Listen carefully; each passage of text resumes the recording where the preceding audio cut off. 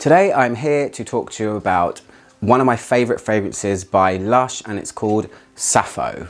The main reason I haven't reviewed this sooner, because it did come out a couple of years ago, 2 or 3 maybe, was because upon its initial release it was part of a collection called the Florence Exclusives, and they were made solely for a perfume shop that opened in Florence by Lush, for Lush, solely about Lush perfumes.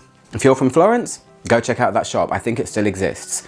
Anyway, it seems that it's become a permanent fixture on the Lush website, at least on the UK one, and that's why I want to review it now. So yeah, that's why I'm here. I've had my 30ml for quite some time. It's nearly gone, so it's time to review it. So this perfume was made by Emma Dick. She made 5 or 6 perfumes for the Florence Exclusives, many of which are now on the UK website, and I will say this is in the top tier of price when it comes to Lush perfumes. It's £150. Eek! Sorry about that. Why am I saying sorry? I didn't price it. Anyway, as I said, it's great. It's one of my favourite Lush perfumes, so I want to talk about it. It is called Sappho, and if you don't know what Sappho is, or should I say who Sappho is, she is considered one of the greatest poets or poetesses from antiquity, from Greece. She lived on the island of Lesbos, and she's very prolific. Apparently her poems were meant to be sung with the accompaniment of a lyre instrument. Or is it lute? I can't remember. Anyway, when I read that, I just thought, well, then isn't she a songwriter? I don't know. I'm not a historian. An historian. That's who she is. A lot of her songs were written about the female form. There were rumours going around that she was A, very promiscuous, and B, a lesbian. So yay for you, Sappho. Go on with your bad self. Okay. So what are the notes of this perfume? This is the first time I've seen Lush use orris root in such a big amount. There is orris in here, there is tobacco, there is jasmine, there's vanilla, and there is sandalwood as well. Let me tell you how it smells. My 30ml is nearly gone. I'm gonna miss you, but it's okay. We've become acquainted, we're fine. What strikes me the most about this perfume is how it treads the line of modern and vintage right at the same time. So cool. So this is really all about orris root, and the orris root in here gives that throwback feeling, which is why I say it smells vintage. It does cast you back to something from a different time. I wouldn't say this is a lipstick orris, or iris, shall we say, for review purposes. It's not a lipstick iris, because the way this iris has been placed with tobacco and vanilla, and especially Lush's jasmine note.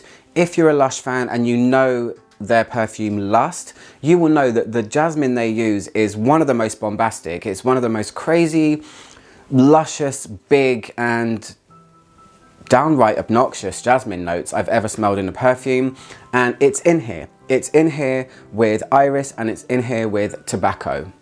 It almost verges on animalic, this one. I mean, there is a lot of stuff that comes out of it.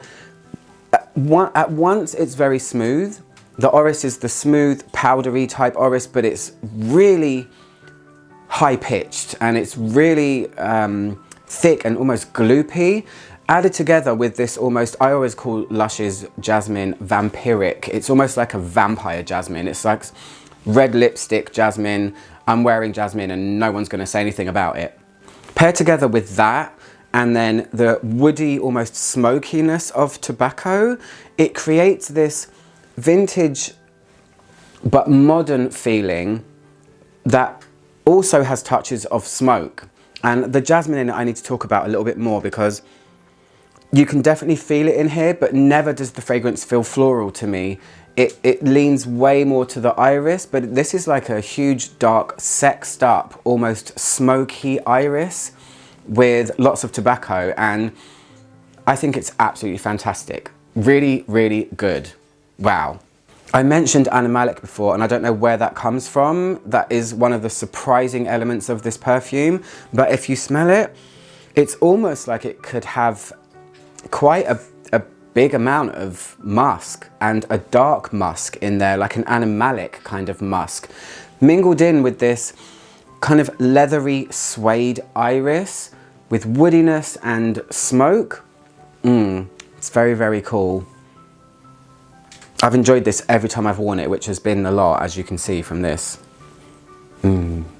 That's what I mean to say. The orris root in here. Orris can go many ways, right? It can be kind of light and ethereal sometimes if it's used in a small amount, but usually when it's in something, you know it's there. And if you don't know, orris is what lipstick used to be scented with. So it's got this vintagey lipstick feeling, but it almost pushes orris to the darker side where it almost goes to this leather type thing. And orris can give a suede, but this one is giving me somewhere in the middle of a dark leather and then a dark suede. That's where it is on the scale. Around about 3 hours in, maybe 2 sometimes, depending on how much I've sprayed, that's when we get vanilla. Vanilla comes to play a lot, and the whole thing sweetens up quite a bit. It's unfortunate for me because vanilla amps on me quite a lot, and I kind of like the darker side of it from the beginning parts. But really when the vanilla comes into play, it just blankets everything, and you do lose a bit of this smoke. You do lose a bit of this, I say it's like incense smoke, but burning off in the distance. It's not too close. It's not an obvious incense smoke. That's what I get from it. I don't think I've heard anyone else say that they get incense smoke from this perfume, but I do. My Instagram post about it, I put it next to an incense stick and did a short video of that. God, that was a while ago. Anyway, you have a lot of elements here: leather, iris, jasmine darkness, and lots of tobacco, and then you get vanilla.